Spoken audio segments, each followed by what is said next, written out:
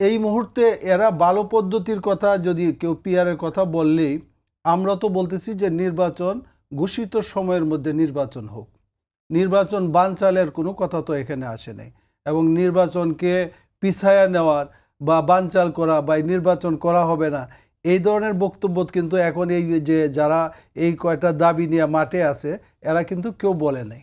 সুতরাং সালাউদ্দিন সাহেব এক ধাপ আগে বাইরে উনি বুঝেন কেন?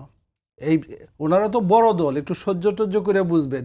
উনি সবসময় বেশি বুঝার, হ্যাঁ উনি বেশি বুঝেন, কিন্তু এত বেশি বোঝা তো ভালো না যে ওনারা সরকার উৎখাত করার জন্য আন্দোলন করতেছে না, আবার নির্বাচন বিলম্বিত করার জন্য বা নির্বাচনকে বালচার কেন।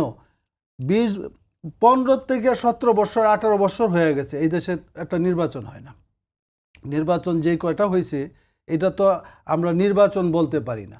হ্যাঁ, সেই আওয়ামী লীগ তার সাজানোভাবে 2021-এ 2014-তে করছে, 18-তে করছে, 24-এ করছে, হ্যাঁ এইটা তো কোনোটাই নির্বাচন হয়নি।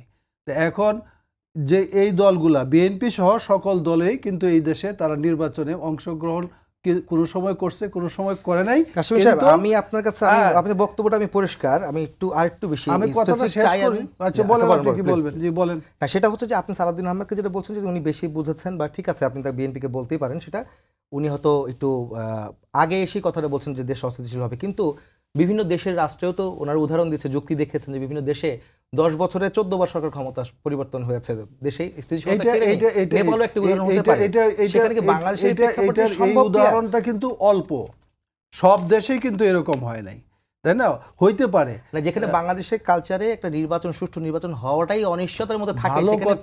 আমি তো বলতেছি না যে সালাউদ্দিন সাহেব এই কথা বলতে পারেন না, উনি 100 বার পারেন, উনি বলতে পারেন।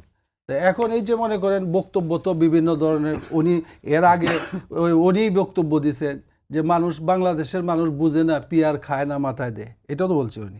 তাহলে উনি এত সচেতন, আপনি বুঝাইয়া দেন, আপনি তো একটা বড় দলের মানে স্থায়ী কমিটির সদস্য, বুঝান যে এইটা হলো পিয়ার, তারপরে জনগণ বুঝার পরে তারা বলবো যে না বাবা এটা তো ভালো না মনে হয়, কিন্তু না বুঝাইয়া তো আপনি বলেন না যে এটা মাথায় দিবে না খাবে, এইটা তো উনি বলতে পারেন না। নির্বাচন ডিসেম্বরে হচ্ছে তফসিল দিবে, সেই ক্ষেত্রে কি এত সময় কি পাবে জনগণকে বোঝানোর জন্য? অবশ্যই বুঝবো জনগণ। শুনেন, যে গাছটা আজকে আপনি রোপণ করলেন এটার ফল ধরতে হয়তো 15 বছর সময় লাগতে পারে।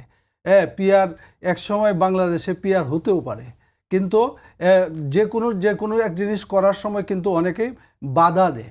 আপনি আরেকটা জিনিস আপনি আলোচনার মধ্যে বলছেন, আমি এইটার ব্যাপারে 2-1 লাইন বলি, তারপরে আপার কথা শুনতে ভালো হবে। সেটা হলো যে আমরা যে ধর্মীয় শিক্ষকের ব্যাপারে, আমি ওই সাবজেক্টে আসবো, যদি আপনি শেষ করেন তাহলে আমি আপাতত বলতে চাচ্ছি যে আমি আমার কথা 2 কথায় শেষ করি। সেটা হলো যে কোনো আন্দোলন সরকারকে ব্যর্থ করার বা সরকারকে মানে বিভ্রান্ত করার অথবা কোনো কিছুকে বিলম্বিত করার জন্য হয় না। একটা ন্যায্য দাবি যদি হয় সেটা সরকার মানবে, অন্যায্য হইলে দাবির সপক্ষে বা বিপক্ষে কথা বলার অধিকার সবারই আছে।